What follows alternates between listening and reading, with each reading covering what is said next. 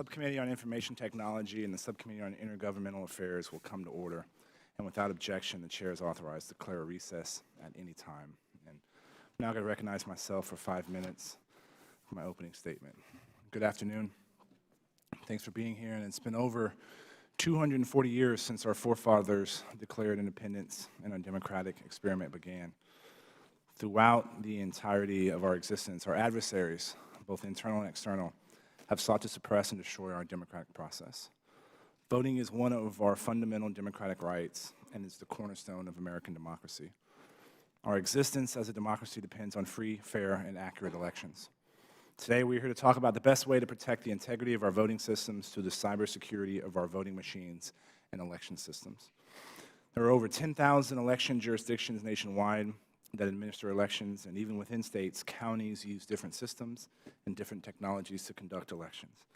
A little over a year ago, last September, Ranking Member Kelly and I held a hearing in the IT subcommittee titled Cybersecurity, Ensuring the Integrity of the Ballot Box, to discuss potential cybersecurity issues with the upcoming election. It was an issue then, and it remains an issue now. Former DHS Secretary Jay Johnson has made clear that, to the best of his knowledge, the Russian government did not, through any cyber intrusions, alter ballots, ballot counts, or reporting of election results. However, our adversaries have always sought to use our nation's unique qualities to undermine our robust and resilient democracy. Just because Russia did not tamper with ballots or reporting of election results during the last election, it doesn't mean they or other adversaries won't try to do so in the next election or the election after that. Like anything else in this digital age, electronic voting is vulnerable to hacking. Our voting systems are no exception. This past January, DHS designated the nation's election systems as critical infrastructure, something that was being discussed at our hearing back in September of 2016. We are here today to follow up on what impact the designation has had on states. It's essential that states take appropriate steps to secure their voting infrastructure. It's also essential that states have the ability to audit their ballots for accuracy whenever any kind of manipulation is suspected. The state of Virginia, which held an election recently, has joined the growing list of states that went to a paper system. I'm curious to hear about that transition went and what our witnesses think about moving to paper-based voting systems. Additionally, what are the chances that a foreign entity could tamper with the ballot box? These are all questions and issues that I want to explore today. I'm very interested to hear what our witnesses have to say on this topic, and I thank the witnesses for being here today and for their efforts as fellow citizens to ensure that our country's elections are free and fair. So now, with pleasure, I recognize the ranking member of the Information Technology Subcommittee, my friend, Ms. Robin Kelly, for 5 minutes in her opening remarks. Thank you, Mr. Chair. Welcome back. Hope you had a good Thanksgiving. Thank you, Chairman Hurd and Palmer, for holding this important hearing today. There is no doubt that Russia, at the direction of President Vladimir Putin, attempted to manipulate our elections and has worked to manipulate those of our Western allies. It was a broad and coordinated campaign to undermine faith in democratic elections. Earlier this year, the IT subcommittee explored the Kremlin's efforts to use social media to influence voters. Today, we are taking a look at another part of their effort to undermine our democracy by hacking our voting machines and election infrastructure. More than 1 year ago, we held a hearing entitled Cybersecurity, Ensuring the Integrity of the Ballot Box. During that hearing, we took a look at state and federal preparations for any cyber attacks on our voting machines. Today, we have a clearer picture of what transpired, but we're still discovering new facts. In September of this year, DHS notified 21 states that hackers affiliated with the Russian government breached or attempted to breach their election infrastructure. In my home state of Illinois, the hackers illegally downloaded the personal information of 90,000 voters and attempted to change and delete data. Fortunately, they were unsuccessful. While we continue learning about the full scope of Russia's election interference, one thing is clear. There will be another attempt to manipulate our elections, whether it be Russia, another nation-state, or a non-state actor, or even a terrorist organization. The threats to our election infrastructure are growing. So what are we going to do about it? Earlier this year, researchers at the DEF CON conference successfully hacked 5 different direct recording electronic voting machines, or DREs, in a day. The first vulnerabilities were discovered in just 90 minutes. Even voting machines not connected to the internet still contain physical vulnerabilities like USB ports that can be used to upload malware. Alarmingly, many DREs lack the ability to allow experts to determine that they have been hacked. Despite these flaws, DREs are still commonly used. In 2016, 42 states used them. They were more than a decade old, with some running outdated software that is no longer supported by the manufacturer. Updating our voting machines to audible, paper-based machines such as optical scanners is a step we need to take right now. Our election infrastructure is broad and contains numerous vulnerabilities. If we are going to withstand a coordinated attack, we need a coordinated defense. In January of this year, DHS designated election infrastructure as critical infrastructure. In this announcement, then DHS Secretary Jeb Johnson was clear that this designation was not to be a federal takeover of state and local election infrastructure. Rather, it was a designation intended to ensure the current state and local officials had the resources necessary to secure their elections. Since then, former DHS Secretary and now White House Chief of Staff General John Kelly has supported this designation. This designation can help ensure that the cornerstone of our democracy, our elections, remain fair and secure. But if this designation is to be successful, we will all have to work together. DHS and our state election officials must do a better job of working together to detect and solve problems. Again, I want to thank you, Mr. Chairman, for holding this crucial hearing. Thank you to our witnesses for being here. I look forward to hearing from all of you about how we can continue protecting our democracy. I yield back. It's always a pleasure to be with you, Representative Kelly. I'd like to thank my friend, Chairman Palmer, for the Intergovernmental Affairs Subcommittee's cooperation and work on this important issue. And now it's a pleasure to recognize the ranking member of the Intergovernmental Affairs Subcommittee, Ms. Demings, for 5 minutes in her opening remarks. Thank you so much, Chairman Hurd and Chairman Palmer, for convening this hearing today. I'd also like to thank Ranking Member Kelly for her leadership and all of our witnesses for joining us for this very important hearing. I'm pleased that we're holding this hearing on a matter so essential to democracy. While there are many issues that divide us, the integrity of the voting process should not be in question. Regardless of race, gender, sexual identity, zip code, income, every vote should count. Every vote should count the same.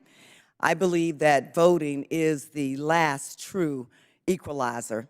However, Russia's interference in the 2016 election and intrusions in at least 21 states' voter registration databases, indisputable and confirmed by U.S. intelligence agencies, has forced us to acknowledge voting system security has not kept pace with the current and emerging threats from nations, organizations, or even a single individual determined to undermine our democracy. Recently, I joined the Congressional Task Force on Election Security. Just as we keep our homeland safe from physical harm, so too must we harden our soft targets against cyber attacks. The task force has heard from security professionals, academia, and state and local elections officials. Their message is clear: we must act now to protect our voting systems. In over 40 states, elections are carried out using voting machines and voter registration databases created more than a decade ago.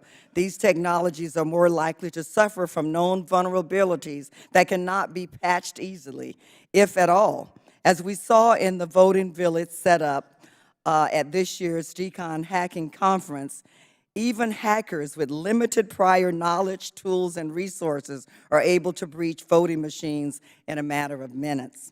We should not assume that state voting machines are secure enough to withstand a state-sponsored cyber attack, and there is no reason to believe that these attacks will subside. Congress must do its part, yes, we must, and help states fund and maintain secure election systems. This means funding to purchase newer, more secure election systems and voting machines with voter-marked paper ballots, helping establish and certify baseline cybersecurity standards for those systems and the vendors that service them, and encourage states to conduct post-election risk-limiting audits. Our democratic process relies on voters' faith that their vote does count. Election security is national security, and our election infrastructure is critical infrastructure. With just under a year until the 2018 midterms elections, it is critical that we understand the vulnerabilities of the past and secure our networks for the future. I thank our witnesses again for sharing their testimony today, and I look forward to this very important discussion. Thank you so much. With that, I yield back. Thank you, Ranking Member Demings. And now I'm pleased to introduce our witnesses. First and foremost, the Honorable Christopher Krebs, the senior official performing the duties of the Undersecretary for National Protection and Programs Directorate at the U.S. Department of Homeland Security. We have the Honorable Tom Shedler, the Secretary of State for Louisiana. Thank you for coming up here today. Commissioner Cortez, the Commissioner of the Virginia Department of Elections. Sir, thank you for being here. Dr. Matthew Blaze, Associate Professor of Computer and Information Science at the University of Pennsylvania, and Ms. Susan Klein Hennessy, a Fellow in National Security and Governance Studies at the Brookings Institute. Welcome to you all, and pursuant to committee rules, all witnesses will be sworn in before you testify, so please rise and raise your right hand. Do you solemnly swear or affirm the testimony you're about to give is the truth, the whole truth, and nothing but the truth? Thank you. Let the record reflect that all witnesses answer in the affirmative. In order to allow time for discussion, please limit your testimony to 4 minutes. Your entire written statement will be made part of the record, and I appreciate y'all's written statements, especially that all of y'all had outlined a number of interesting solutions to these problems, as well as articulating the concerns that we have. So folks that are interested in this topic, all of these written statements is valuable in understanding the state of where we are. As a reminder, also, the clock in front of you shows your remaining time. The light will turn yellow when you have 30 seconds left, and when it starts flashing red, that means your time is up. So please also remember to push the button to turn your microphone on before speaking. And we'd like to start with Mr. Krebs. You are now recognized for 5 minutes. 4 minutes, excuse me. Chairman Hurd, Chairman Palmer, Ranking Member Kelly, Ranking Member Demings, and the members of the subcommittee, thank you for this opportunity to discuss the Department of Homeland Security's ongoing efforts to enhance the security of our elections. In 2016, the United States saw malicious cyber operations directed against U.S. election infrastructure and political entities. Since January, we have reaffirmed the designation of election systems as critical infrastructure and are clear-eyed that threats to our nation's election systems remain an ongoing concern. The organization I lead, the National Protection and Programs Directorate at the Department of Homeland Security, is leading an interagency effort to provide voluntary assistance to state and local officials. This interagency assistance brings together the Election Assistance Commission, the FBI, the intelligence community, Nist, and other DHS partners, and is modeled on our work with other critical infrastructure sectors. Our nation's election systems are managed by state and local governments in thousands of jurisdictions across the country. State and local officials have already been working individually and collectively to reduce risks and ensure the integrity of their elections. As threat actors become increasingly sophisticated, DHS stands in partnership to support the efforts of election officials. DHS offers 3 primary types of assistance: assessments, information, and incident response. DHS typically offers 2 kinds of assessments to state and local officials. First, the Cyber Hygiene Service for Internet-facing systems provides a recurring report identifying vulnerabilities in Internet-connected systems and mitigation recommendations. Second, our cybersecurity experts can go on site to conduct risk and vulnerability assessments. These assessments are more thorough and result in a full report of vulnerabilities and recommendations, allowing the testing. As we continue to understand the requirements from our stakeholders, we'll refine and diversify these voluntary offerings. In terms of information sharing, DHS continues to share actionable information on cyber threats and incidents through multiple means. For example, DHS published best practices for securing voter registration databases and addressing potential threats to election systems. We share cyber threat indicators and other analysis that network defenders can use to secure their systems. The National Cybersecurity and Communications Integration Center, the NCIC, works with the Multi-State Information Sharing and Analysis Center to provide threat and vulnerability information to state and local officials. Election officials may also receive information and assistance directly from the NCIC or through field-based cybersecurity advisors and protective security advisors. Notably, we're offering security clearances initially to senior election officials and we're also exploring additional clearances to other state officials. In our third category, the DHS's NKIC provides incident response assistance to help state and local officials identify and remediate any possible incidents. In the case of an attempted compromise affecting election infrastructure, the NKIC shares anonymized information with other states to assist their ability to defend their own systems in a collective defense approach.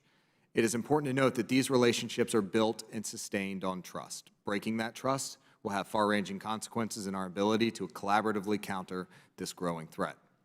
To formalize and coordinate efforts with our federal partners and election officials, we have established a Government Coordinating Council. We are similarly working to formalize partnerships with private sector industry through a Sector Coordinating Council. Within this environment of sharing critical threat information, risk management, best practices, and other vital information, DHS is leading federal efforts to support enhanced security across the nation. Securing the nation's election systems is a complex challenge and a shared responsibility. There is no one-size-fits-all solution. In conversations with election officials over the last year and working with the EAC, Nist, DOJ, the Department has learned a great deal. First, as you'll hear from Louisiana and Virginia, election officials already do great work. But like many other institutions in government and the private sector, resources remain a challenge. Not only budget for modernizing legacy IT, but also workforce training and recruitment around these critical skills. As we work collectively to address these and other challenges, the Department will continue to work with Congress and industry experts to support our state and local partners. Thank you for this opportunity to testify, and I look forward to any questions. Thank you, Mr. Krebs. And Secretary Shedler, again, I want to thank you for being flexible. I know this has been rescheduled a few times, but your perspective and experience on this topic is important, and thank you for being here. And, sir, you're now recognized for 4 minutes. Well, thank you, Mr. Chairman, and thank you, this committee, for the invitation to participate today. It's important for you to hear the perspective of those who oversee elections across the country. My perspective comes from serving as Louisiana Secretary of State since 2010, and past president of the National Association of Secretaries of State, or NAS, which represents a majority of the nation's chief election officials. Securing elections in November 18 and beyond is critical and important to all of us and our nation's Secretaries of State. We are not naive to the likelihood of future cyber attacks, but we also know that the use of paper ballots can just as easily open up fraud vulnerabilities unless strong protocols are followed by election officials. That's why all 50 states continue to prepare accordingly. First, I'd like to share with you the important developments taking place through NAS Election Cybersecurity Task Force, which was established in February of this year. This is a bipartisan body of the nation's chief election officials.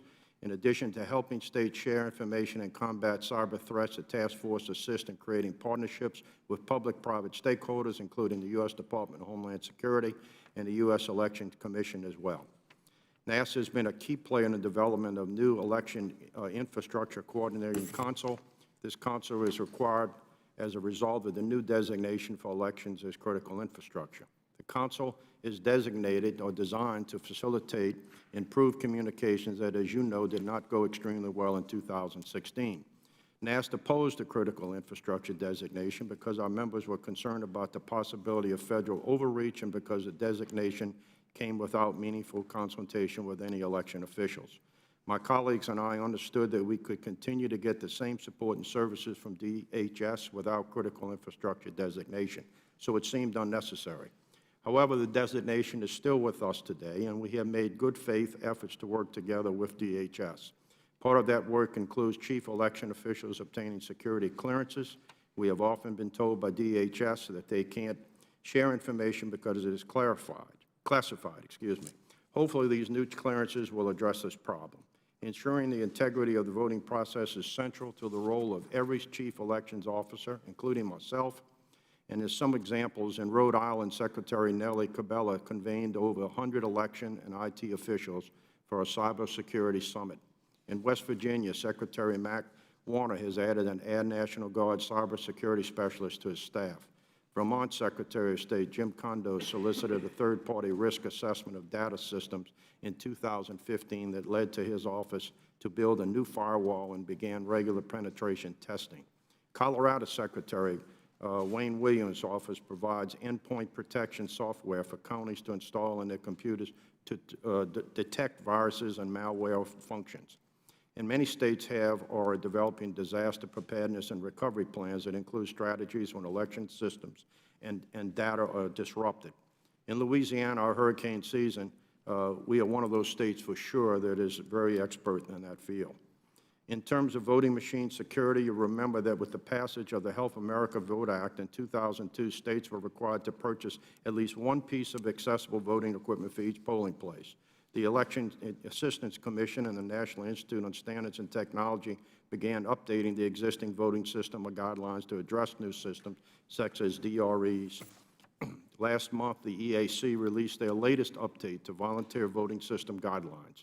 The guidelines are set for manufacturing specifics that are certain standards of functionality, accessibility, accuracy, audibility, and security capabilities. And final approval by EAC is expected in the spring of 2018. In Louisiana, we take pride and go way beyond any current standards with our voting machines. We're a top-down state. The state purchases, warehouses every voting machine in the state. Additionally, we have the most current software available on all of our voting machines. We test each and every one before and after elections. Once the machines are tested, a tamper-proof seal is placed on them to protect against any intrusion. In Louisiana, because no one touches our voting machines except our staff, because they never sent out to a manufacturer for repair, they are not handled by individuals or companies who program voting machines, because they are very tightly controlled by our office. We have the utmost confidence in the system. We do need to prepare, yes. We do need to continue to update our processes and procedures, yes. We do need to be vigilant, yes. As Secretary of State, at NASH, we are currently looking for better practices that we can solicit from various entities and groups. And most of all, we're looking for the remaining $396 million in federal Harvard dollars that have never been appropriated to help us replace aging equipment purchased over 10 years ago. I'll certainly be available for any questions. Thank you, sir. And Commissioner Cortez, I'd like the record to reflect that you were prepared to come testify the day after your most recent elections, and I appreciate your willingness to address this body. And, sir, you're now recognized for 4 minutes.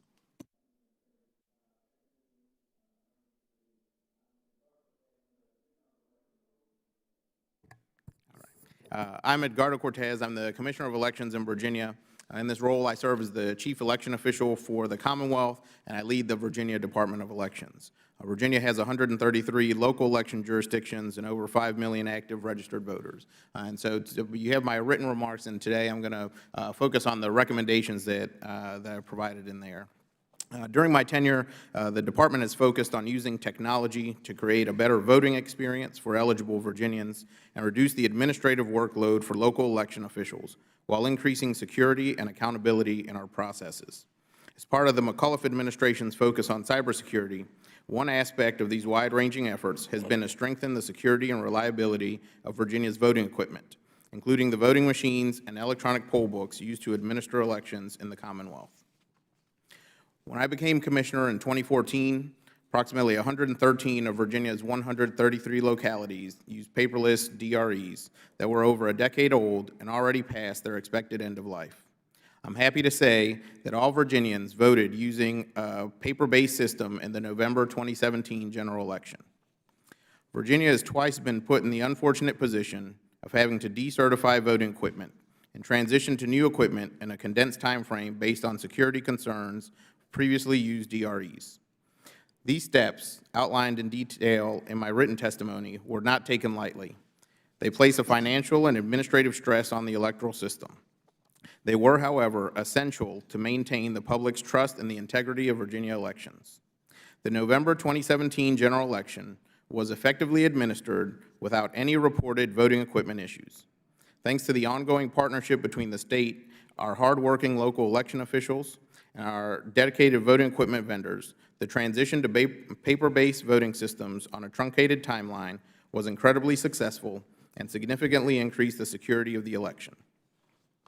Although it's clearly possible to transition quickly, doing so is less than ideal. I request that you consider the following recommendations, which I believe will make these issues much easier to manage in the future. Number one, Congress needs to ensure sufficient federal funding is available for states to procure and maintain secure voting equipment and increase security of all election systems. This is a critical need, and must be addressed immediately if the funding is going to provide any assistance in time for the 2018 midterm elections.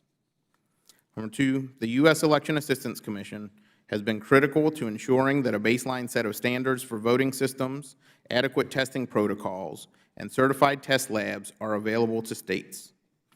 Congress must ensure the EAC is fully funded so they can continue to be an exceptional resource to state and local officials. Number 3, Congress should ensure the use of, to ensure the use of secure voting equipment in the future, Congress should require federal certification of all voting systems used in federal elections. This is currently a voluntary process. Federal certification should also be required for electronic poll books, which currently are not subject to any federal guidelines. Requiring federal certification for both of these will ensure there is a security baseline for use across the country to ensure the integrity and security of our elections.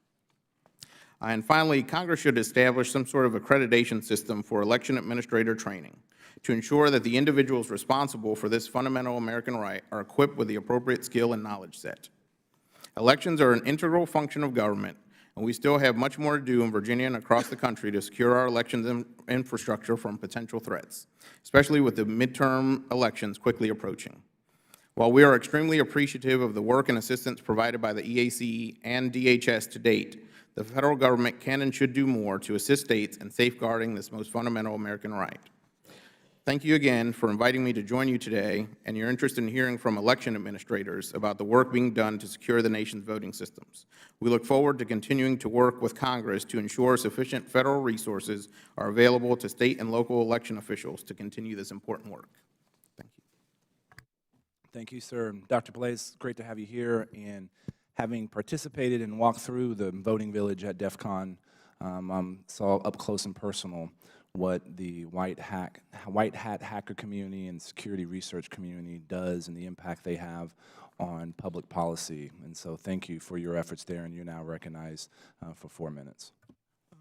Thank you very much, Mr. Chairman, the ranking members, and all of the members who are here today. As a computer scientist who specializes in the security of large-scale critical systems, I've had an interest in electronic voting technology since it was first introduced at large scale in the United States after the passage of the Help America Vote Act in 2002.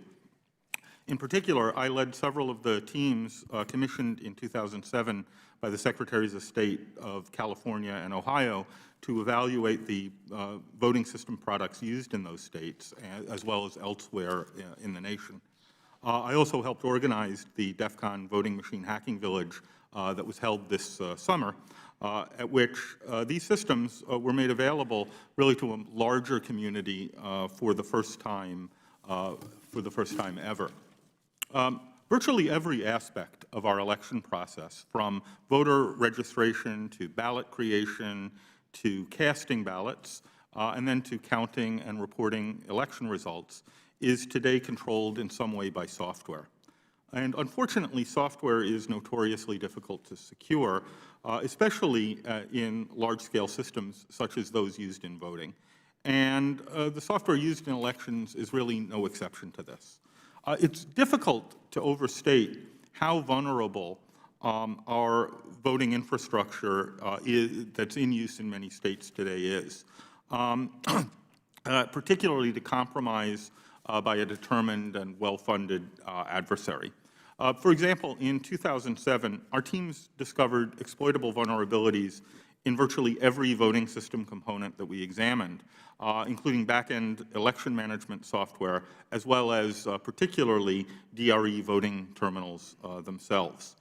At this year's DEF CON event, we saw that many of the weaknesses discovered in 2007 and known since then not only are still present in these systems, but can be exploited quickly and easily by non-specialists who lack access to proprietary information such as source code. These vulnerabilities are serious, but ultimately unsurprising. The design of DRE systems makes them particularly dependent on the really Herculean task of securing all of the software components that they depend on. And this would be, under the best of circumstances, an extraordinarily difficult thing to do. So what we're seeing is both alarming as well as unsurprising.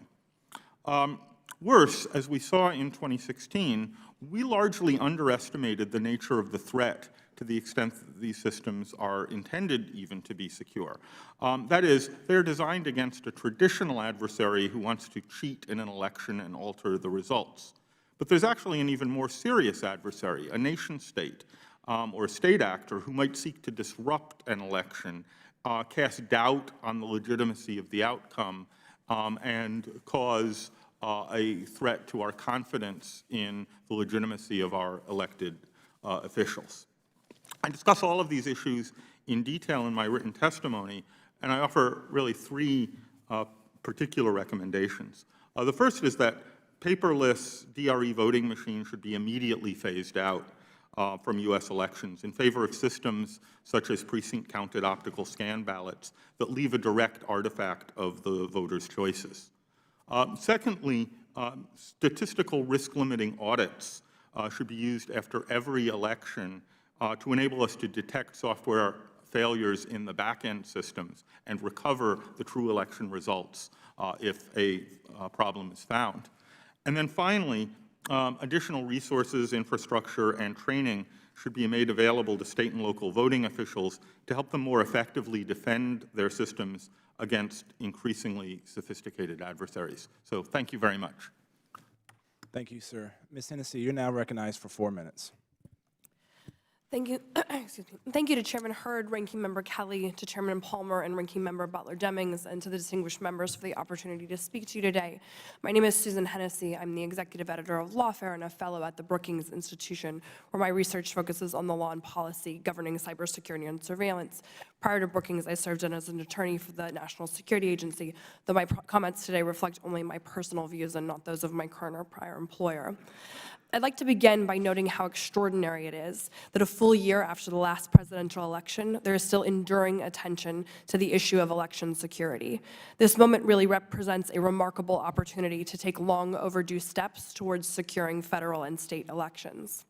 In order to do so, however, it is necessary to carefully define the issues and to disentangle pure election security from broader information operations or covert influence campaigns. Information operations certainly impact the broader context in which elections occur, but they are distinct problems with distinct solutions.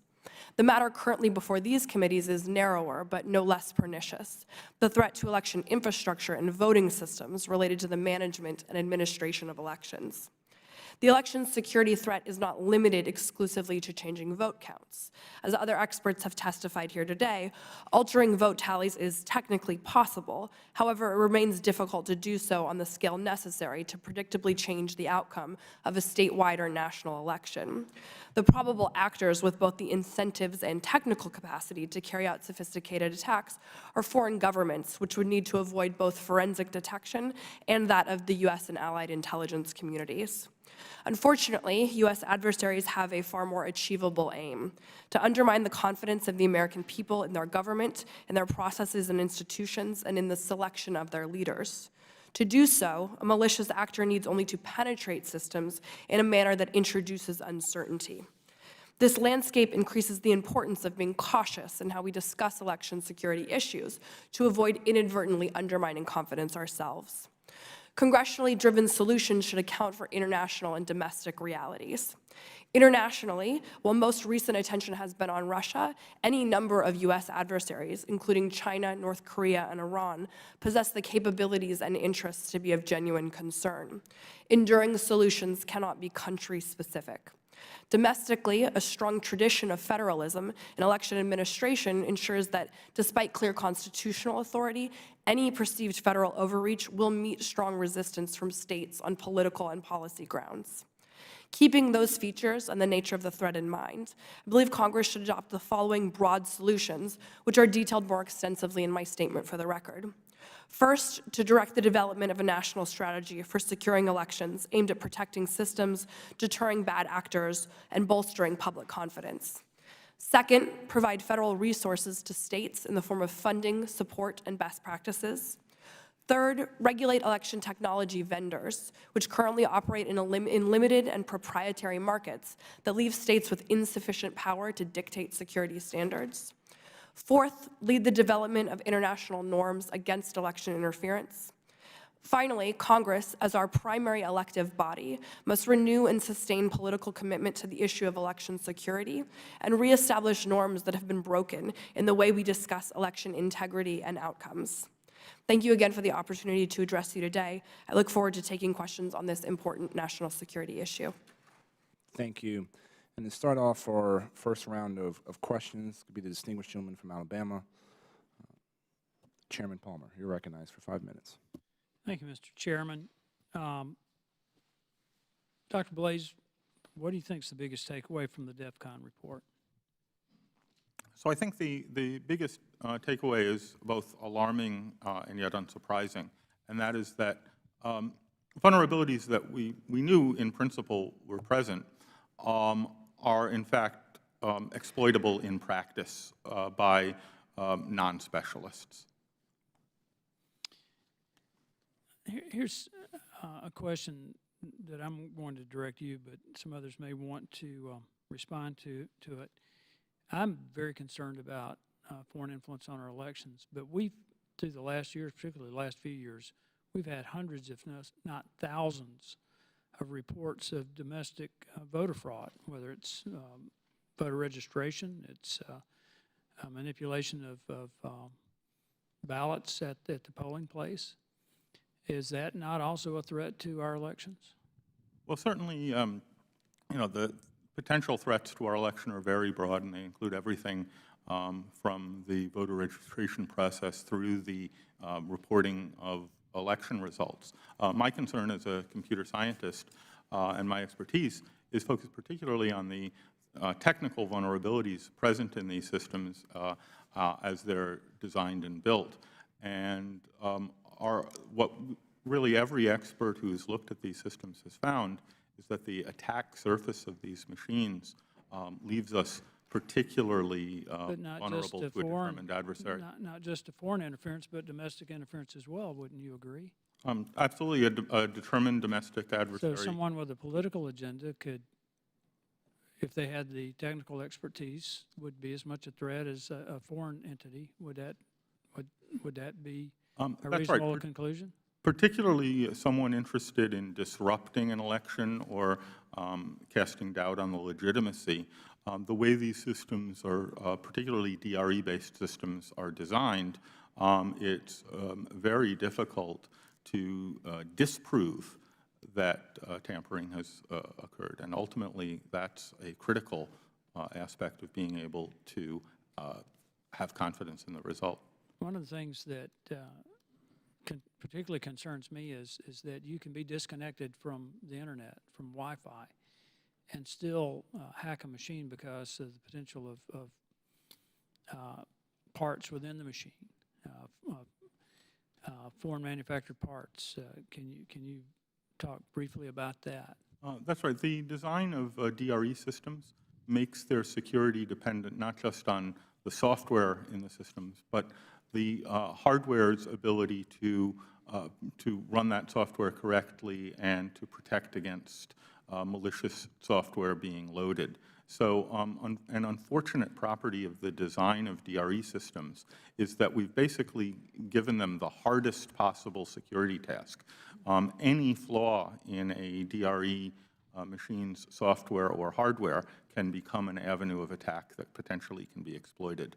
And this is a very difficult thing to protect. Do we need to go to, even though if we have some electronic components, to back it up with paper ballots, because your fallback position is always to open the machine and count the ballots? That's right. So precinct-counted optical scan systems also depend on software, but they have the particular safeguard that there is a paper artifact of the voter's true vote that can be used to determine the true election results. Paperless DRE systems don't have that property, and so we're completely at the mercy of the software and hardware. Well, as inconvenient as it might seem, I mean, for years and years and years, we relied on paper ballots, It doesn't seem unreasonable that would be a great safeguard. I want to ask Secretary Scheidler and Cortez about this. In Alabama, it's a mixture of voting machines. Do you have that as well? I mean, do you have kind of a all over the roadmap? Congressman Palmer, Louisiana is what we call a top-down system. We control, as I indicated in my opening comments, all of our own machines. We warehouse our own machines. You know, we do have a tape system of paper behind that we can audit specifically with 3 different types of processes. It's never been unproven in a court of law. And the only thing I want to add to the DEFCON is that, look, I welcome anyone from the academic side to look at any system. But let's put it in contents. The contents is an unfeathered access to a machine that's given to them in a laboratory. Now, let's talk about when you discover, and I'm certain the professor from University of Pennsylvania or MIT or anyone, if I give them unfeathered access to a machine, could figure out how to tinker with that machine or disrupt it, that machine. In Louisiana, as most states, the machines are not linked together. Each one has a separate cartridge to itself. And I guess the implication is that at the point of programming, you could do something to that. I guess that's possible. And I wouldn't argue that point with someone much more learned on that subject than I. But again, in a top-down system, that would mean someone in my office on a computer that is cleaned and scrubbed before an election and after would have to have access to that programming equipment in my office. The other thing that's never mentioned in any of the hacking of a machine is after you figure out what you're going to do, has anyone yet ever sat down and discussed, and I'll only give you Louisiana, in a roughly a 36-hour period after we go into the machine, put a metal clamp like you have on your electrical box at your home with a serial number, figure out they're going to get into 64 warehouses across my state, go into 10,200 machines undetected on the camera, no one saw you, unscrew the back of the panel, do what you're going to do, put the panel back on, and figure out how you're going to put that metal clamp back on. So the point I'm making is that a lot of these things that we talk about are certainly possible, but I would suggest to you the amount of people you'd have to put in play to commit this fraud, it'd be easy to do a stump speech and basically convince them to vote your way, the legal way.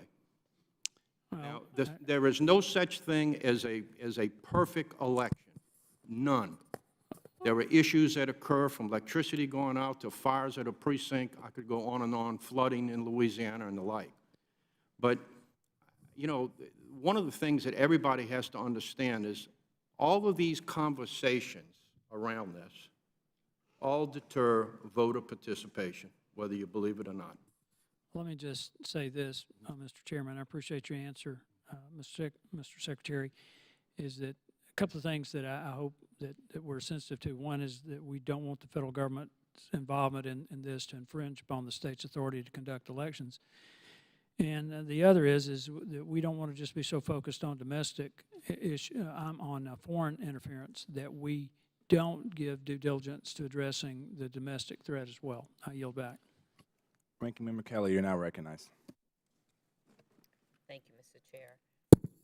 Mr. Krebs, I wanted to ask about your agency's efforts, DHS, to notify 21 states about Russian attacks on their state election systems. On October 20th, Ranking Member Cummings and I sent a letter to DHS requesting copies of the notifications you sent to 21 states that were attacked before the last elections. And Mr. Chairman, I ask for unanimous consent that this letter be made part of the official record for today's hearing. So ordered. In our letter, we also asked for other materials, including all documents, and I quote, relating to Russian government-backed attempts to hack state election systems. Our letter asked for these documents by October 31st, but we got nothing. So earlier this week, the Republican committee staff kindly agreed to help us make crystal clear to DHS that we wanted these documents before today's hearings so we could ask informed questions. DHS assured us that they would respond. Instead, late in the day yesterday, DHS sent us only an email with a short script that DHS employees apparently read over the phone to state election officials. Mr. Krebs, I'm just asking, where are the rest of the documents that we requested? Ma'am, I'm aware of the script that was provided. A lot of those notifications were over the phone. They were not via email. There may have been some follow-up conversations. As to the rest of the documents, if you'll permit me to go back, and I commit to you that we will have a more fulsome answer for you. But as to the specifics of each document, I would have to go back and check on that. Okay, I'm counting on you Yes, to ma'am. deliver.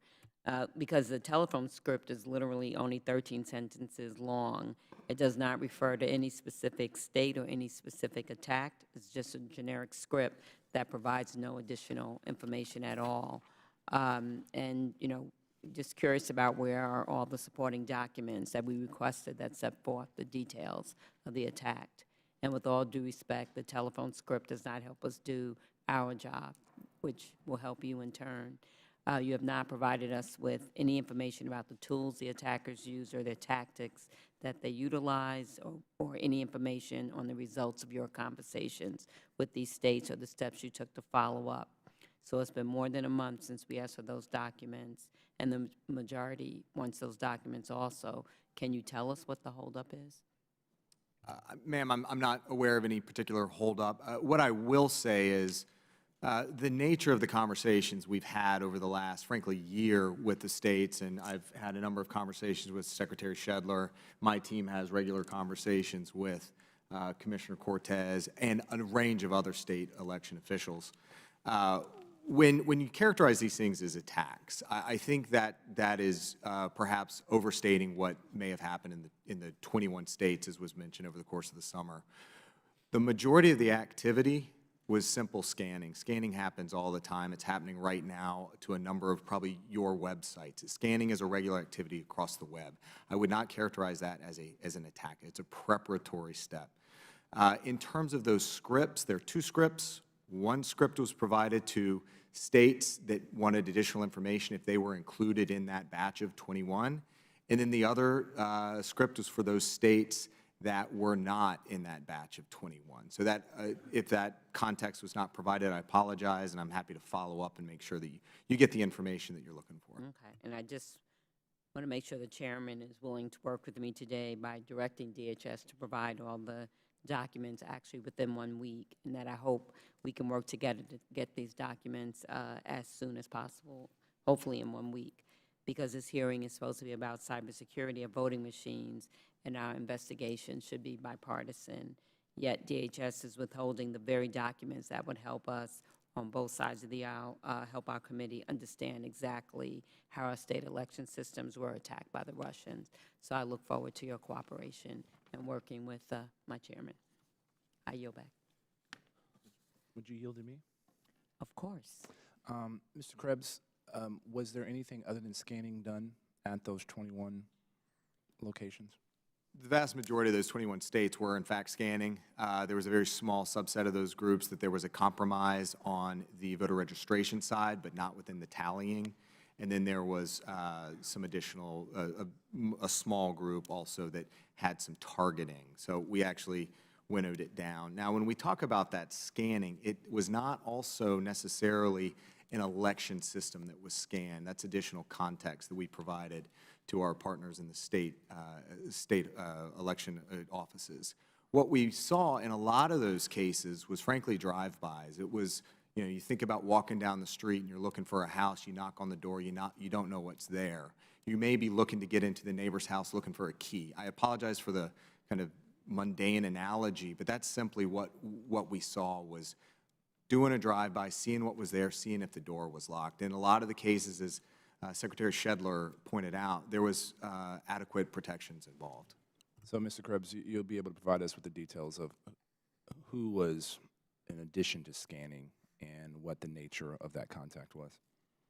In terms of the states that were targeted or scanned, that's a difficult conversation because the information is provided to us based on trust. We, just like all our other relationships with the critical infrastructure community, the fact that we don't have statutory authorities to compel, we are engaging on a trust-based relationship here. If I then turn around and share information that Tom provided to me outside of the scope of that confidential relationship, Tom will never share with me again. In fact, Edgardo will never share with me again. And this is going to jump out of this relationship. In the entire cybersecurity mission of the Department of Homeland Security, it is a voluntary mission. That entire mission will be jeopardized if we divulge confidential information. So I am happy to provide contextualized information on the nature of those 21 states. But in terms of the 21 states, I suggest you reach back to your, and I will help with you to reach back to your states. Ma'am, you mentioned that your state may have been one. I will help you have that and facilitate that conversation. But today, while we're sitting here, I also encourage you to ask my counterparts here from the states. Mr. Duncan, you're now recognized for 5 minutes. Thank you very much, Mr. Chairman. I want to go back into this DEF CON conference from this past July. The article that I have said participants tested over 25 pieces of election equipment, and every piece was effectively breached in some manner. And it says in the DEF CON report on the voting machine hacking, the results were, quote, by the end of the conference, every piece of equipment in the voting village was effectively breached in some manner. Participants with little prior knowledge and only limited tools and resources were quite capable of undermining the confidentiality, integrity, and availability of these systems. And back just a few months ago when they had the worldwide cyber attacks, I don't often quote liberal magazines in here, but Robert Kuttner, the editor of the American Prospect magazine, he wrote this. He said, this was written in the Huffington Post, he said, last week's cyber attack could produce the wrong reasons, the wrong lessons. The immediate takeaway seems to be that large institutions need much better cybersecurity systems, but there's a much simpler and better solution. Vital systems that can't withstand the catastrophic risk of malicious hacking should just go offline. Hackers will always be able to find ways of getting into network systems. The fantasy of ever better cybersecurity is delusional. We could spend half the GDP on network security and someone will still find a way to breach it. I know that we have addicted almost everyone in this country to the computers and the iPads and so forth. But I tell you, I believe that cybersecurity is a multi-billion-dollar hoax. And I'm sure what we're going to do, we're going to spend untold billions trying to come up with these systems that, as Mr. Kuttner says, it's a fantasy. And I think that the solution should be that we should go to the Canadian system. I read several years ago that they had much smaller precincts, usually on the average of 500 people per precinct, and they use paper ballots. And I know that's old-fashioned, but I think we're headed down the wrong path here. It's a path that I'm sure we're going to go on, but I think that I agree with Mr. Kuttner and also the findings of this DEF CON report. Anybody want to say anything? If there's any. I'll just say Louisiana is not one of the 28 states, 21 states, excuse me. So you can scratch one off. All right. Well, I yield back, Mr. Chairman. Ranking Member Demings, you are now recognized for 5 minutes. Thank you so much, Mr. Chairman. You know, as we continue this discussion today, I cannot help but think about my own parents. My mother was a maid, and my father was a janitor. They didn't have a lot that other people had, but they did have their votes. And I cannot remember an election growing up where they did not cast that vote. They believed that it mattered. And I would hope that every witness here today and every member of our subcommittees that regardless of if you were a billionaire or a maid and a janitor, that we would all work to protect the integrity of our voting system in the greatest country in the world. So, Dr. Blaze, I want to go back to the DEF CON report that we've talked quite a bit about today, and I certainly listened to some of the comments my colleague, Mr. Duncan, made about how these systems were breached. But could you please talk a little bit more about the equipment that was used to breach the systems? Was it sophisticated equipment or not? And what kind of prior knowledge did the breachers have at all, if any at all? So, I mean, first of all, I'd like to point out that the DEF CON voting village was not intended to be a formal security assessment. It was an informal opportunity to, for people from a broader community, really for the first time, to get access to actual voting equipment. We got about 5 different models of voting machine and electronic poll book, made them available. We made available the reports that had been published about these equipments in some cases, and that was it. We opened the doors on Friday afternoon, and people came in, and any tools and equipment that they brought to that, they had to bring in themselves. There was no access to any proprietary information, no computer source code was available, just the equipment and electricity. And I know some or many have criticized or questioned the vulnerability or their ability to hack the systems because of the decentralized nature of the machines. Do you agree that the decentralized nature of our elections protects us from disruption, or not so much? It's a double-edged sword. The fact that we have highly heterogeneous systems that are decentralized in their administration makes it difficult for somebody to do a single thing that will affect us on a national scale. And that is, in fact, an important safeguard. But it cuts both ways. There's, in fact, only a relatively limited number of different models of voting equipment used in the United States. And an adversary, particularly a foreign state actor interested in disrupting our election process, has the luxury of being able to pick the weakest systems and need only find the most poorly administered and the most vulnerable systems to do sufficient damage to suit their needs. So while it may make us more secure against somebody with one-stop shopping disrupting a national election, it actually increases our vulnerability to some disruption happening, perhaps sufficient disruption that we don't have confidence in the outcome. And we've heard a lot about the need for an audit. What type of audit do you believe would have to be performed on a paperless voting machine to verify the vote counts, or verify that the vote counts had not been altered? So paperless voting machines essentially are voting computers that are completely dependent on the software that was running on them at the time of the election. There is no fully reliable way to audit these kinds of systems. We may get lucky and detect some forensic evidence, but ultimately the design of these systems precludes our ability to do a conclusive audit of the voter's true intent.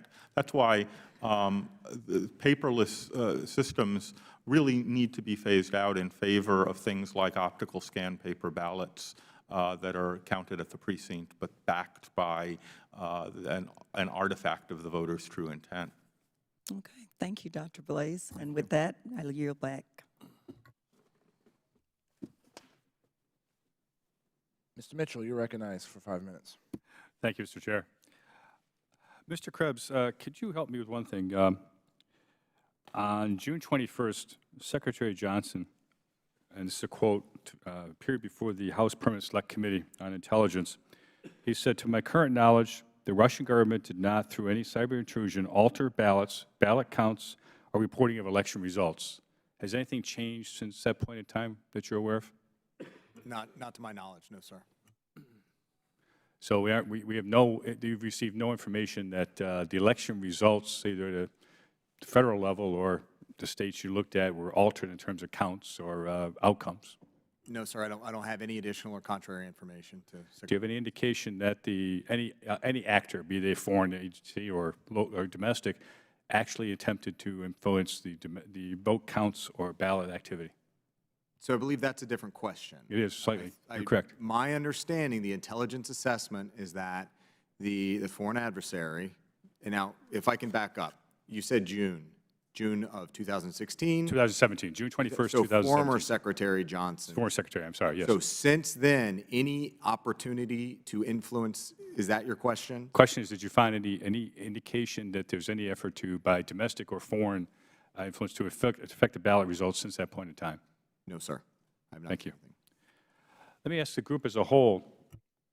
I think the consensus is that the integrity of our elections is a national infrastructure issue. Anybody disagree about that?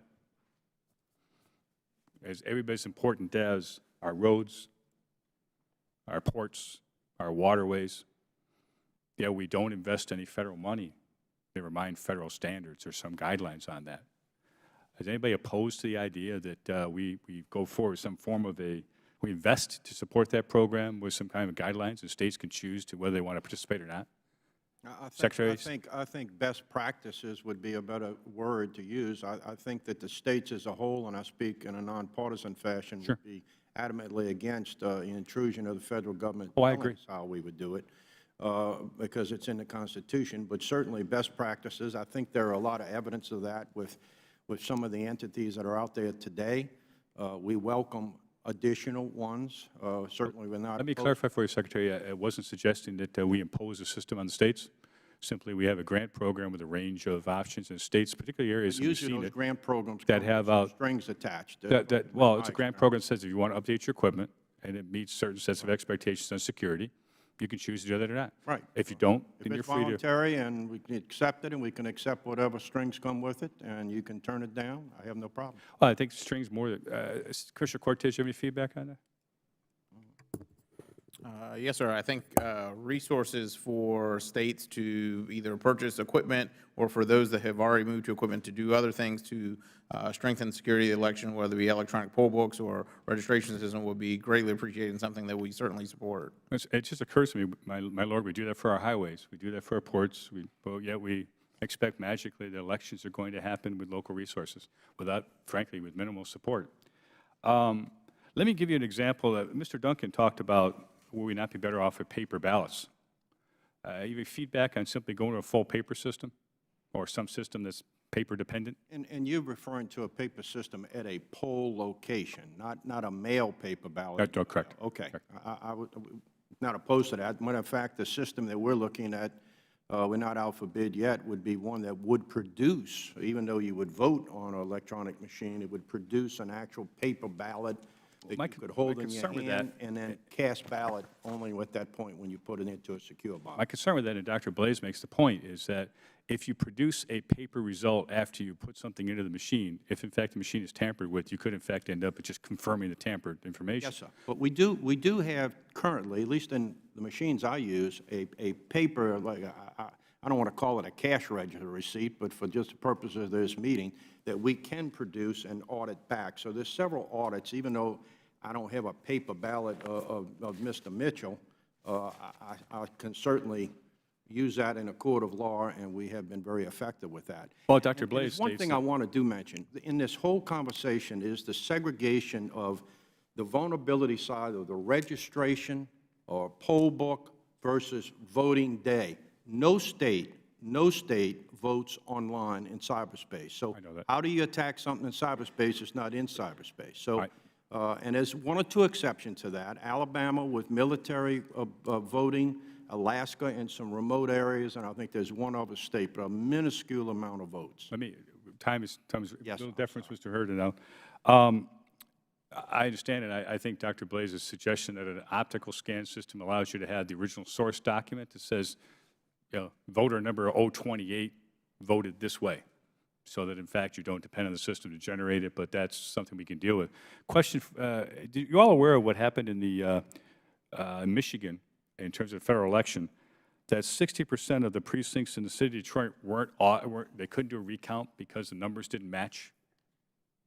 No, sir, I'm not aware. There were more voters that voted, now admittedly only 728, nevertheless, then the more votes counted than there were voters, and there were 328 that were listed as voting, but the ballots never showed in the count. It meant that 60% of the precincts in the city of Detroit weren't auditable. I guess my point is that you couldn't do a recount. I think something we need to encourage the states to do is have an audit system where we raise these issues of why those disparities and how we prevent them, because that's, if in fact those, we need to do a recount, it was not possible to do within the city and several other jurisdictions. I'll submit for the record, Mr. Chair, the article, I'll have it submitted for the record of what transpired in Detroit, which was a paper then scan system. They still managed to lose enough votes that they couldn't recount. Yes, and I brought that out in my comments. Even with a paper system, you still got to have some good protocols. It's not foolproof by any means. Agreed, agreed. Thank you, Mr. Chair, for the deference, and I yield back. The distinguished gentleman from the state of Missouri, Mr. Clay, you're now recognized for 5 minutes. Thank you, Mr. Chairman, and I want to thank the witnesses for your testimony today. Last June, the Vice Chair of the Presidential Advisory Commission on Election Integrity, Chris Kobach, made an extraordinary request of all state election directors to transmit to the White House the confidential information and voting history of all Americans living in their state. Mr. Kobach directed the state elections officials to provide the sensitive data to a government email address with no apparent means of securing that data. Dr. Blaze, please explain the data security issues with transmitting sensitive voter data over email. Well, you know, I'm not familiar with the precise nature of the request, but as you've described it, certainly sending that kind of information over an ordinary unencrypted email system would be fraught with many security and privacy issues. If confidential voter data were revealed due to insecure transmission, could that provide means to infiltrate state election systems? Yes, that sort of information could potentially be quite valuable to an adversary interested in targeting particular polling places or individuals or areas. So information about historical voting patterns and about individual registered voters can be quite sensitive. I see.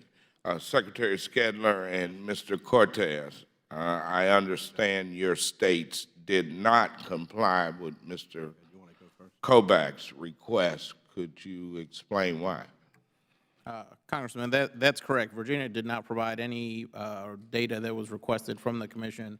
We had significant concerns related to the sweeping nature of the request, and we spent a lot of effort and a lot of resources protecting our voters' data in Virginia, and so to take that and turn it over to a commission with no sense of what it was going to be utilized for, how it was going to be stored and maintained, raised significant concerns for us, and so we declined to provide anything whatsoever. Thank you for that. Mr. Skedler. Mr. Congressman, we likewise refuse that, but I do want to clarify one thing that has been lost in this whole debate and why Mr. Kobach, my colleague, did not early on clarify his position. I watched him for 4 days on national news networks, but if you go back and look at the original request, he truly didn't ask for that. What he asked for was what was available publicly on the state law, and then after that, instead of putting a period, he went on with Social Security and other others. Okay, why he did that, I don't know. He caused me a lot of heartburn in my state with hundreds not hundreds, thousands of emails and Facebook posts and the like. So to answer your question, no, I did not supply that to him. I told him for $5,000 and a credit card, we'd be glad to supply him the public informational data that you could get on anyone from Google, quite frankly, more information. But you're correct. If putting that out in the fashion it was, but I do want to say this. It wasn't just the Trump administration that asked for that. I was posed with that under 3 defiances to a federal judge to produce that on the President Obama's administration through the Department of Justice, and a lawsuit from several entities. And I refused President Obama, and I refused President Trump. So I am consistent. Well, look, let me ask you. That brings me to another question for you and Mr. Cortez. are you aware of any cases of voter impersonation in your state? Ms. Cortez, you can take it first. Congressman, I'm not aware of any instances of voter impersonation taking place in Virginia, no. So no pending cases or anything like that? Now that we're aware of, sir, no. No, sir, we wasn't in Louisiana. I mean, we have some issues, but let's put it this way. If we've had one, it's never been prosecuted or been able to be proven. Yeah, don't you think it's a little difficult to get enough voters to show up, let alone someone showing up and impersonating someone else? Well, I think the real issue is, and alluded again, we separate the distinctions in the election system. The registration side, list maintenance, some states do a better job than others. I know our current president has alluded to 3 to 5 million voters. What he's referring to is 3 to 5 million potential voters on registration lists. The voter fraud would be one of those individuals who shouldn't be on there showing up at the poll and voting. It may be that, it may be more, it may be less, but you and I know people have the same names. yes, sir.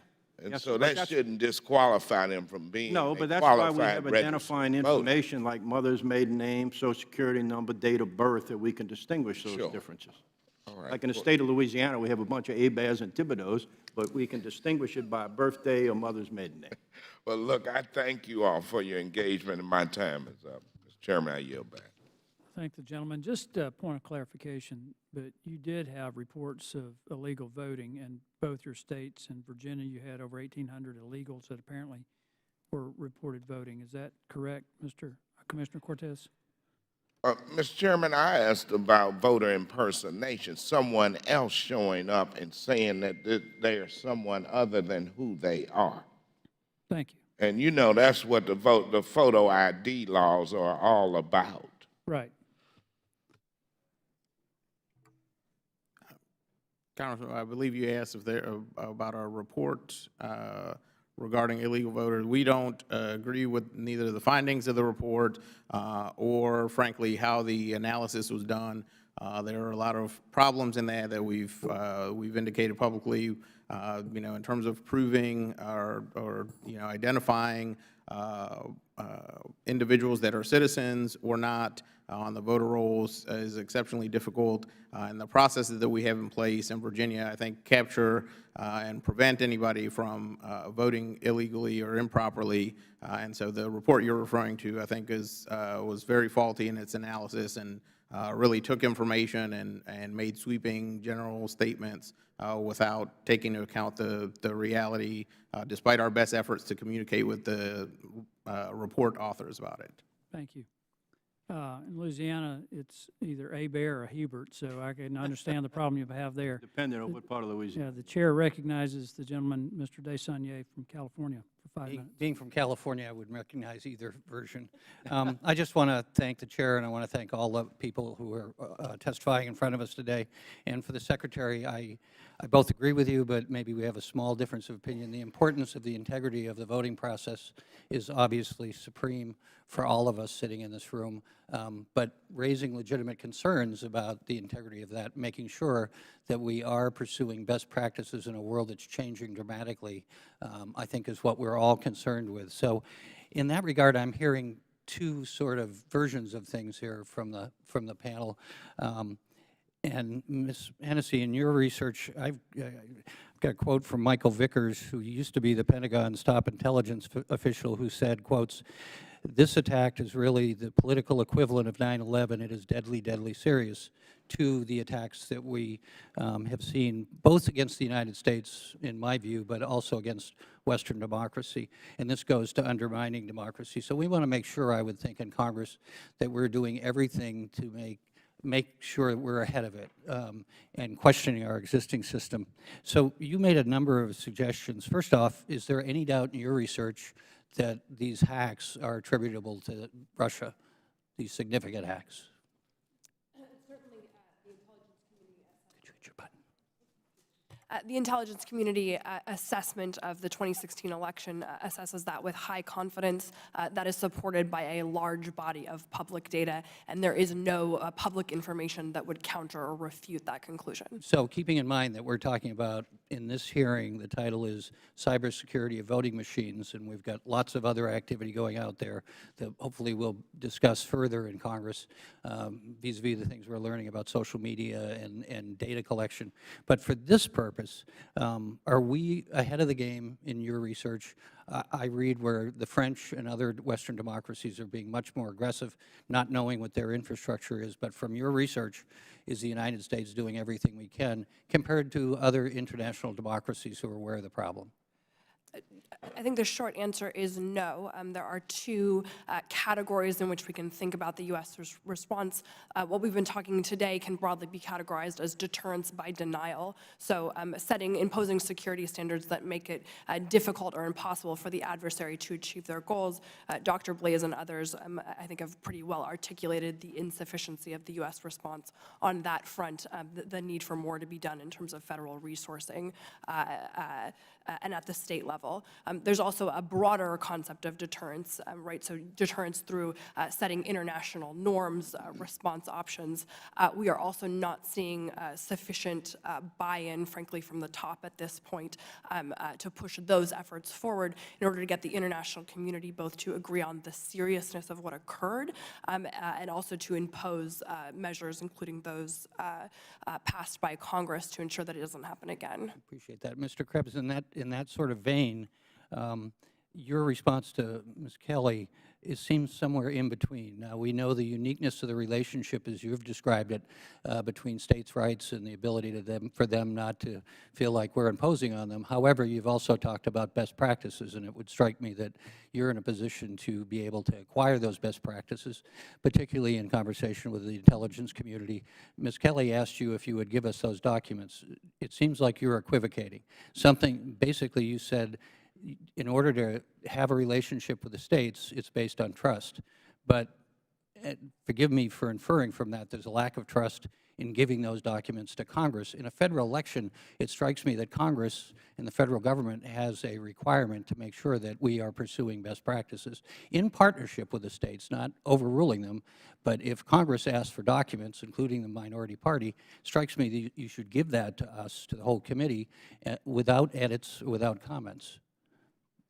So if I may, I'd like to clarify to the ranking member, ma'am, I'm glad you, the information that I would provide, no question, best practices, I've got them right here. Best practices are just fine to share. What we're talking about is the trusted information that's shared on the nature of what may have been a scan or a compromise. That's the information. We have no question of the oversight interests of the committee. Absolutely no question there. The balance we have is the operational mission of the department in partnership with our state and local partners in that overarching cybersecurity mission of the department in working with our partners on a voluntary basis. I'll take that as we'll receive the documents soon, so thank you. Yes, sir. Thank you, Mr. Chairman. Mr. Krishnamurthy, you're now recognized for 5 minutes. Thank you, Chairman Hurd and Palmer, along with Ranking Members Kelly and Demings, for convening today's important hearing.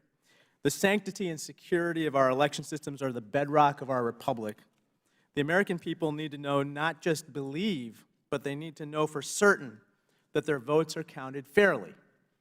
My home state of Illinois was one of 21 states that the Department of Homeland Security informed us was targeted by hackers in June of 2016.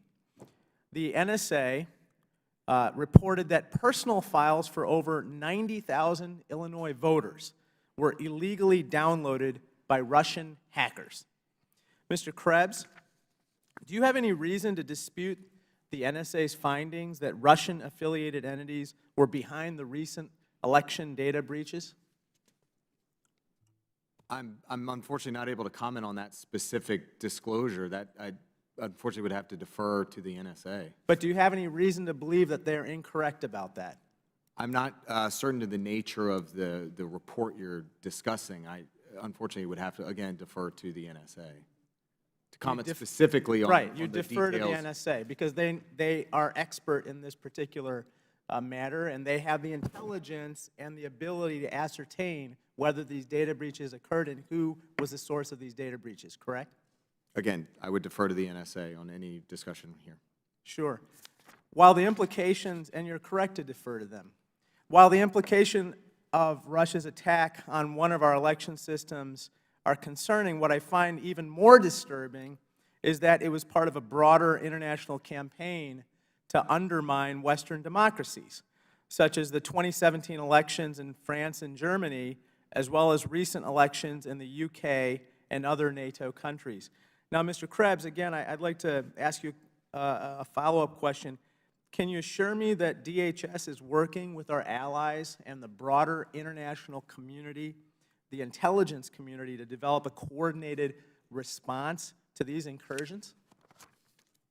So what I can speak to is the nature of the Department of Homeland Security's engagements with our international partners. Immediately before the French election, we reached out to the CERT, the French CERT, which is the Computer Emergency Response Team, keeping in mind that my responsibilities in this space are, frankly, two things: information sharing and technical support on a voluntary basis. So information sharing with the state and locals, and also information sharing with the French CERT. In terms of a broader strategy for pushing back, I'd have to defer to the interagency or the White House on that.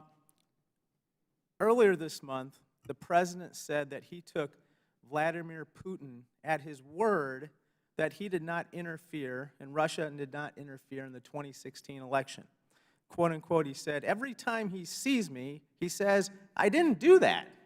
And I really believe that when he tells me that, he means it," quote, unquote. Mr. Krebs, just a few minutes ago, you couldn't point to any reason or dispute. You have no reason to believe that the NSA's conclusions with regard to Russian hacking were inaccurate or incorrect. You defer to the NSA's conclusions. Are you saying that the President is somehow wrong to take Putin at his word, as opposed to deferring to the NSA's conclusions on this particular topic? So I'd like to clarify one thing real quick. I have said all along that I agree with the intelligence community's assessment that the Russians attempted to interfere with our elections. Good. What you spoke about earlier was some report attributed to the NSA about a specific state. That is what I deferred to the NSA on. I am unable to comment on that. That is not within my remit. I am focused on information sharing, technical assistance and support to the state and locals. We are in a support role. Now, to your other comment. Well, let me reclaim some of my time here. You answered the question correctly, in my view, which is that you agree that the Russians did interfere in our 2016 election, or you at least agree with the intelligence community, which knows what it's talking about, that the Russians did interfere in our 2016 election. So are you saying that the President is wrong to disagree with that conclusion and instead take the word of Vladimir Putin that Russia did not interfere in our elections?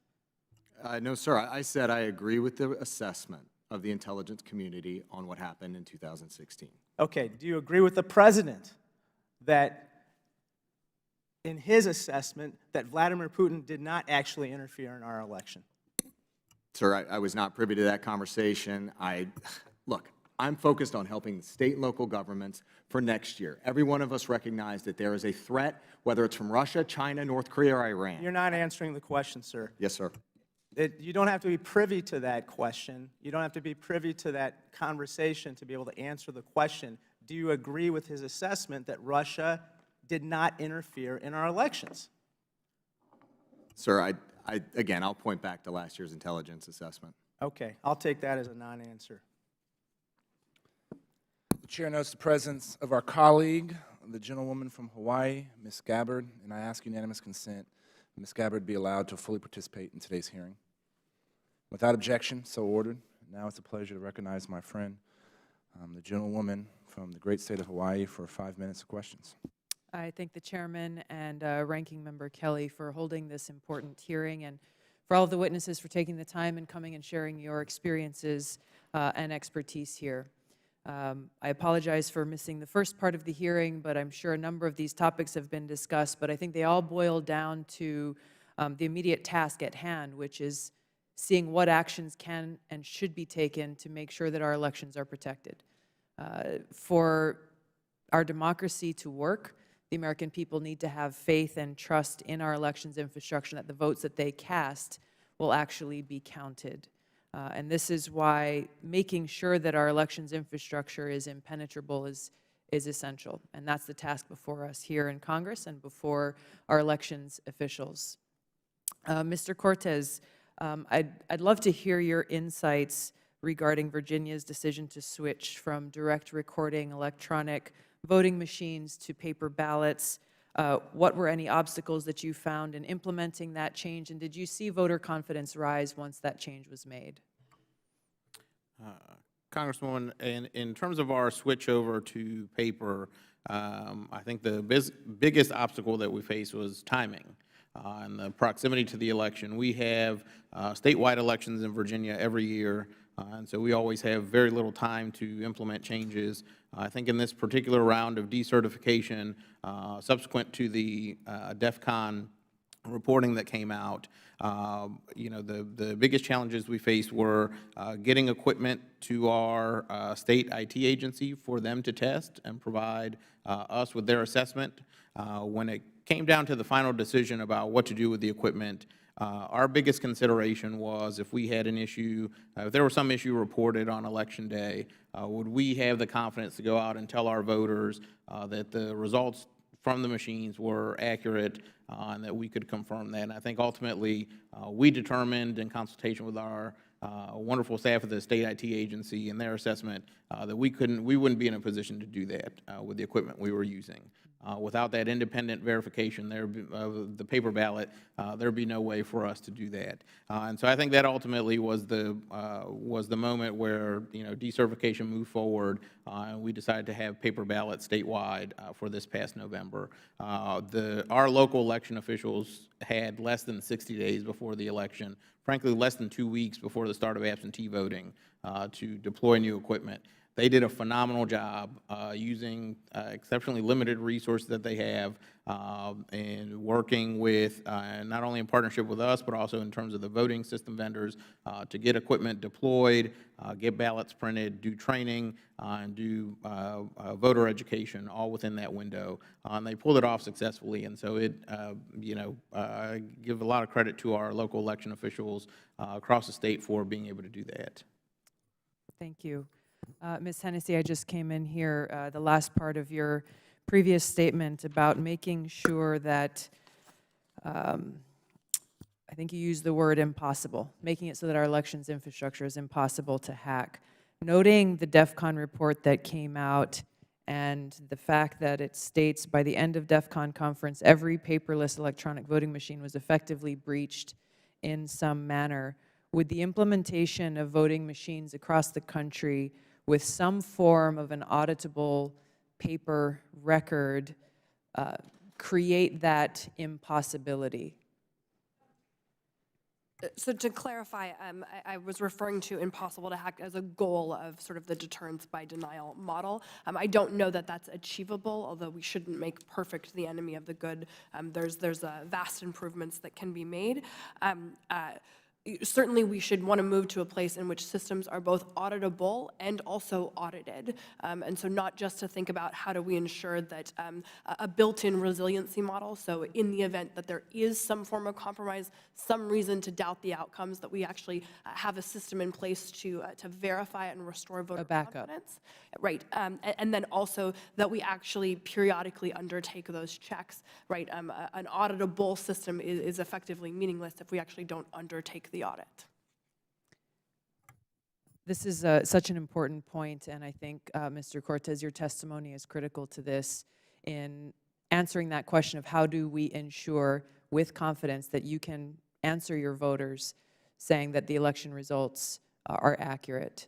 I'm working on legislation that will essentially ensure that whatever the systems the states choose to use in their elections, obviously that is the freedom of the states to do that, that there be some form of backup in place, a paper voter verified backup to ensure exactly that question, and that we can all answer with confidence to voters that the election results are as a result of the votes that they cast. So I thank you all for being here today.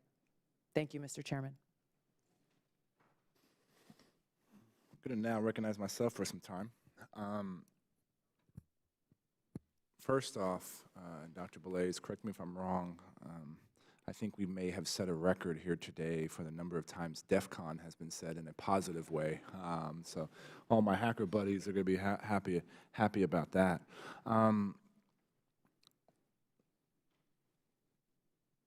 In Dr. Belaise and Ms. Hennessy's statements, they've talked about what I would characterize as old school ballot stuffing is one threat. But what a nation-state actor or an intelligence service would try to do, discredit an election, is another threat. And Mr. Shedler, maybe Secretary Shedler, the first question is to you as the Secretary of State for Louisiana. It's hard to manipulate the votes in an election in your state. Is that correct? Commissioner Cortez, would you agree? And not for Louisiana, but for Virginia. Yes, Mr. Chairman. And Dr. Belaise and Ms. Hennessy, is it still hard to stuff the ballot electronically in many of these states? I think it's very difficult. I think the difficulty that we have is that it's very difficult to prove that it hasn't happened with some of these machines. It's a trust issue. But when it comes to physically, because of the decentralization, because many of the vote tabulation machines are not connected to the internet, or not connected to one another, because of the physical security precautions that are taken around the physical machines that Secretary Shedler talked about at the front, and many of the best practices that Mr. Krebs and his organization has promoted, it makes it hard. Right?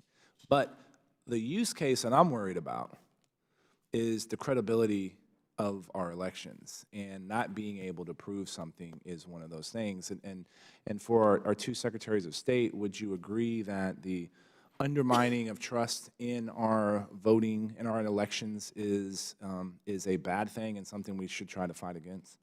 Mr. Shedler?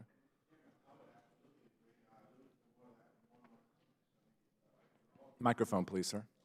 In all due respect, I mean, what has happened, and I think any Secretary of State that would address you in all honesty is since the last presidential election and all the rhetoric and all the committee reports and all the things that go on around this, if you don't think that has had a tremendously negative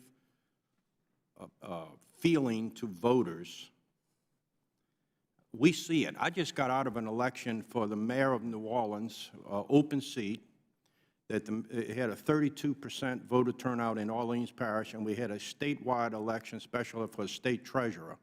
When I look at the statewide overall voter turnout, 12.5%. That is absurd in this country. And I'm not going to sit here. One of my most frequently asked questions is why, Secretary Shedler? And I could give you a litany of 10 or 15 things. One of them I know y'all wouldn't want to hear. But for certain, the rhetoric that has gone around from this past election has tremendously deterred voter confidence. Well, and it's a balancing act for a guy like me and Mr. Cortez, because we're up here trying to defend the integrity of a system. For sure. And yet it's being torn down as I speak.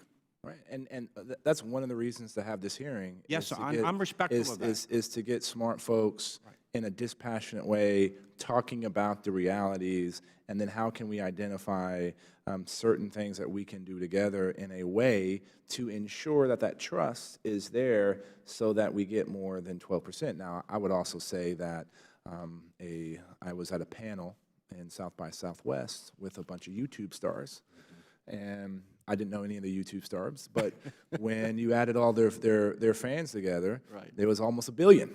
And the woman, Miss Lardy, who does digital stuff for The Rock, said if a movie performs poorly at the box office, do you blame moviegoers or do you blame the movie? And I think in this case, a lot of times we want to blame voters when we're not providing the voters something for them to come out and purchase by pulling a lever. So that is an aside. Mr. Cortez, were there any funny business in your elections in Virginia a couple of weeks ago? Mr. Chairman, I think we had a... That's a technical term too, by the way, funny business. I believe we had a very successful election in Virginia a couple weeks ago. We actually, I'm sorry to hear that you all had lower turnout in your statewide. We had record turnout in our statewide race for governor, lieutenant governor, attorney general, as well as our House of Delegates, and it was a very successful. We did not receive any complaints related to voting equipment, which was the first in the time that I've been there. We had a very successful day across the Commonwealth. Very few issues. You always get the occasional place where they have delivered equipment to the wrong place and they may open a couple minutes late, but we had no major systemic issues that took place.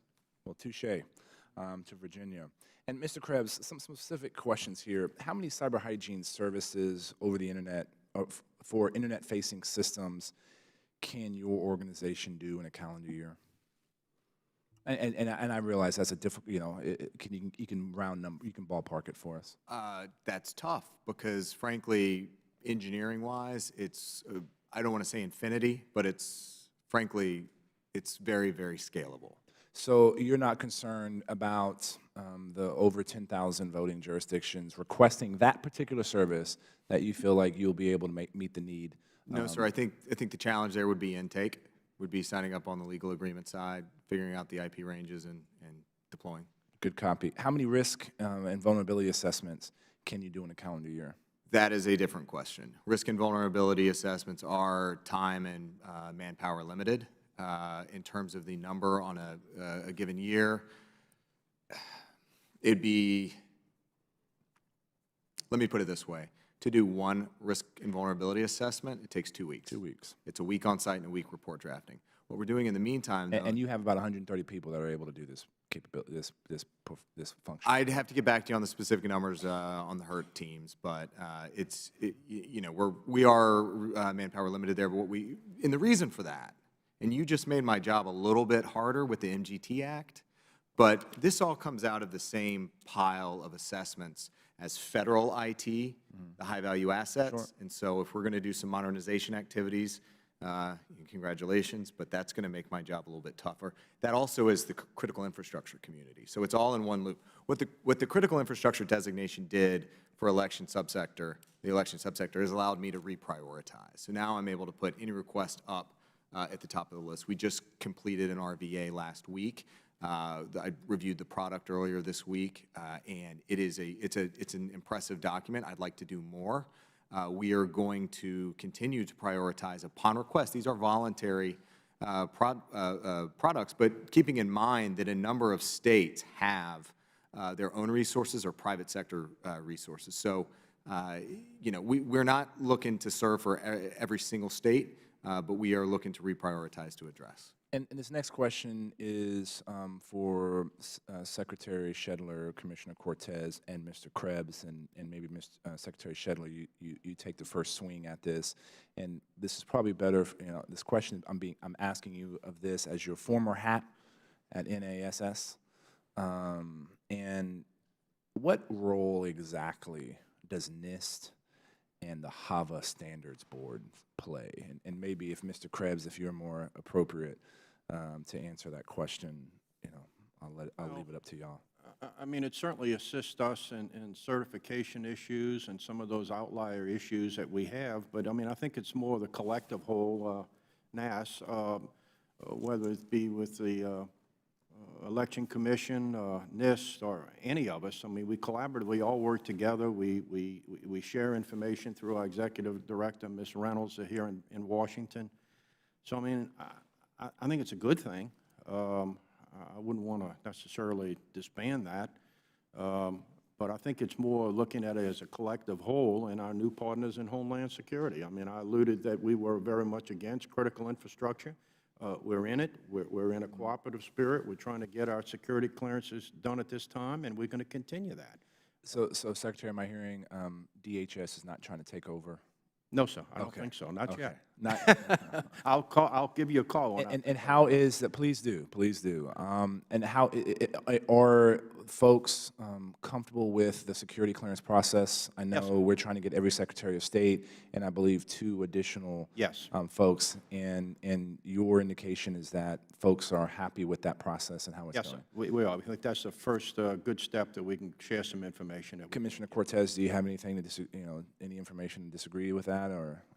No, Mr. Chairman, I think, from our perspective in Virginia, having had a statewide election, we had an opportunity to work very closely with DHS throughout the year in preparation for that, and really figuring out how to leverage the federal resource offerings along with what our state IT agency provides, as well as the Virginia National Guard. And so we've worked very collaboratively with them. I think the creation of the coordinating council, I think, is going to be exceptionally helpful going forward. I think when it comes to the EAC and Nist, EAC's role in this has been hasn't been as highlighted as I think it should be. I think they've been really critical in opening up that dialogue between DHS and the elections community, as well as facilitating a lot of the meetings and interactions that have taken place. So they've been exceptionally helpful there. When it comes to Nist, I think for us, and I think going forward, what we need to look at is the Nist cybersecurity framework is something that our state IT standards are premised on, and that we utilize for our voting equipment security and our electronic poll book security. So those standards being there are very helpful to us, and provides a level of expertise and things to look for and test against that we would not, with our state resources, be able to recreate on our own. So everybody's been exceptionally helpful. That is very helpful feedback, and Mr. Krebs, kudos to you for your leadership in that process. And maybe to anybody at this panel, why does EAC have $300 million in unspent funds? Does anybody have any? I know none of y'all sit at EAC. Would anybody like to offer a question? They must have some of those Harvard dollars that we need. Well, no, and that's what we're trying to get at is there an opportunity there to reprogram some of those funds to help some of the municipalities that need to upgrade some of their systems? Yes, that was a tongue-in-cheek comment, because I'm on the advisory Can council. you I hit, truly don't know. Can you hit the button? Yes, sir. I do not know what that balance is, and I mean, I just, certainly something to look at. I think we've got to look at any and all avenues of funding, because we do need assistance in the state, I can assure you. Just like federal government, states are in budgetary issues. I know certainly Louisiana is, and at this critical point of trying to replace equipment because of some of the subject matter we're talking about here. We're scrambling to try to find a way to do that, and I'm getting ready to go out on an RFP. So, Mr. Krebs, any comments? Yeah, I think what we're talking about now, and it is, I do wish that Matt Masterson, the chairman of the EAC, was here. I think I met with him yesterday. I think he's in Iowa right now doing some training. EAC has been a critical partner. When DHS got into this game, it was before my time, but when we got into this game last year, it was kind of a brave new world, didn't have relationships. EAC was critical in bridging the gap and developing relationships with Louisiana, Virginia, and the rest of the states.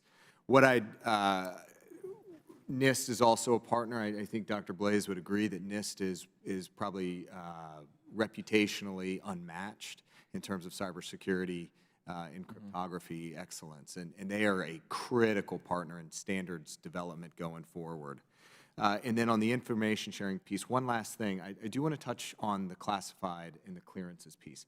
Clearances, as has been pointed out, clearances and the sharing of classified information is important, but we are, in the meantime, focusing on that declassification effort. It is critically important that we speed up that process to get it out, tear lines, all that good stuff. But in the meantime, when something truly sensitive comes in and someone doesn't have a clearance but needs to see a piece of information, I personally have the capability to authorize one-day read-ins. So we have a suite of services and tools and capabilities that we can to make sure that our partners have the information they need. Well, Mr. Krebs, that's why DHS is the belly button for information sharing with municipalities and the private sector, because I believe You're the only organization that can truly achieve need to share versus need to know, and continuing down that line is important. Dr. Blaze, when it comes to the kinds of systems, the actual vote tabulation machines, and you've talked a lot about the scan, version. One of the concerns I have about some of the legislation that's being discussed is talking specifically about a type of machine versus an outcome. And is it fair to say that, based on your research and your activity, that you're saying there needs to be an artifact that can be checked in the case that a system is suspected of compromise?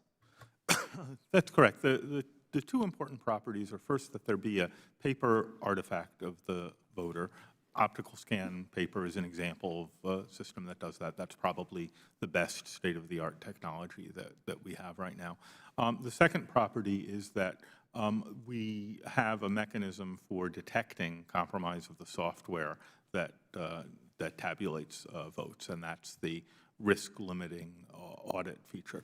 Put together, those achieve or approach what we call strong software independence, which means that even if the software is compromised, we still can learn the true outcome of the election. Good copy. Ms. Hennessy, do you have anything to add to that or disagree with?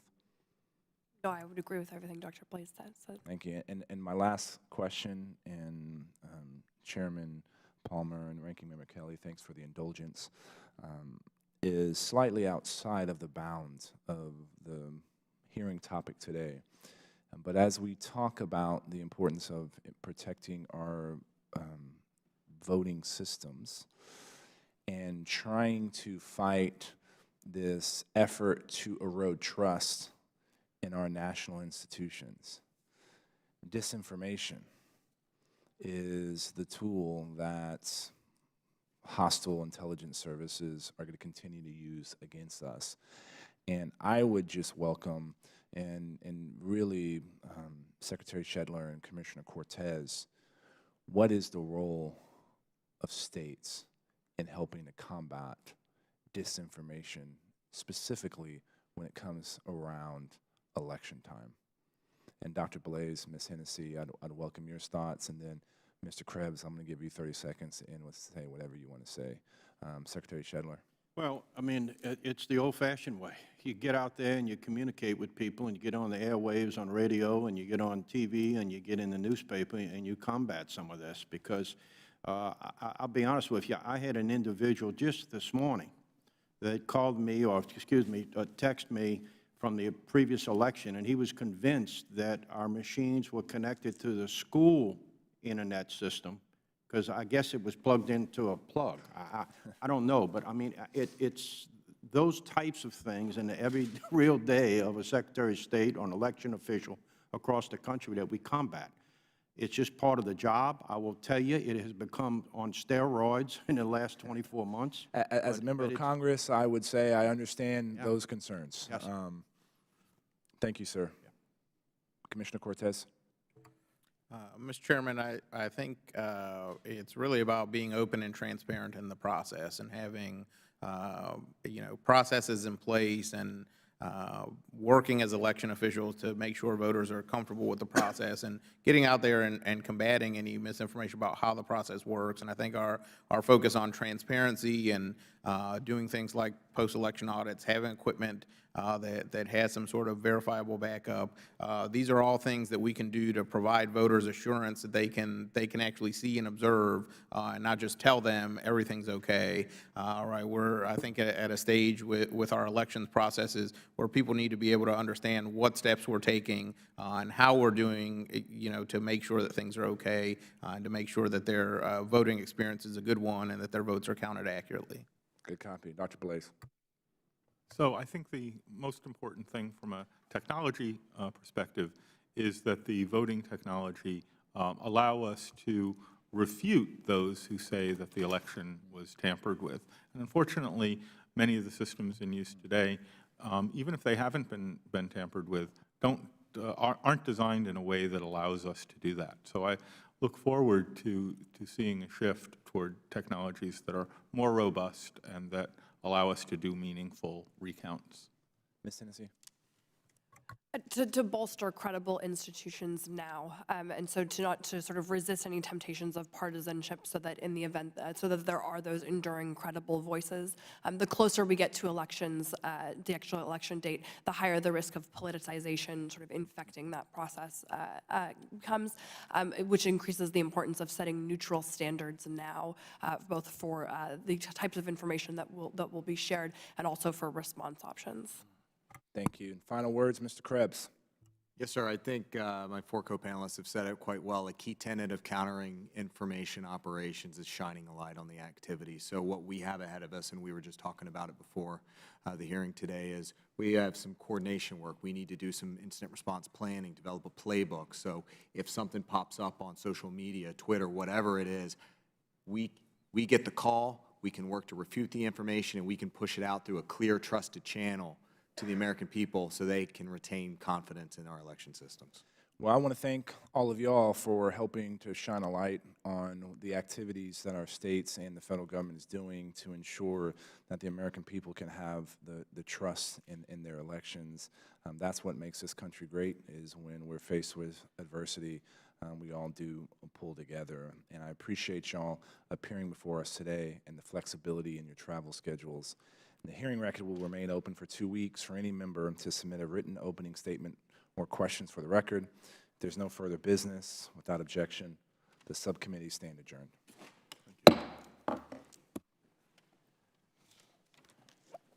All righty.